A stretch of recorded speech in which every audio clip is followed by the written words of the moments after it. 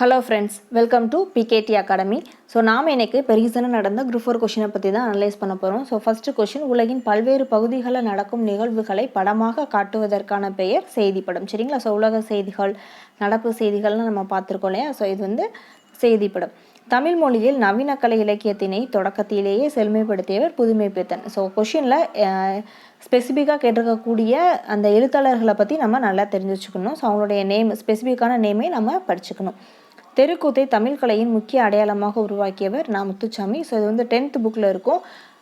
அதாவது அவரை பற்றி நிறையா கொடுத்துருப்பாங்க. தெருக்கூத்தை வந்து அவர் ரொம்ப மேம்படுத்தினார், முதல்ல ஸ்டேஜில் on the stage live music கொண்டு வந்தார் அப்படின்லாம் சொல்லியிருப்பாங்க. ஸோ நெக்ஸ்ட்டு, காந்தியடிகள் பெற்றோரிடம் அன்பாக நடந்து கொள்ள காரணமாக அமைந்த நூல் சிரவண பிரதுர்பத்தி. சரிங்களா?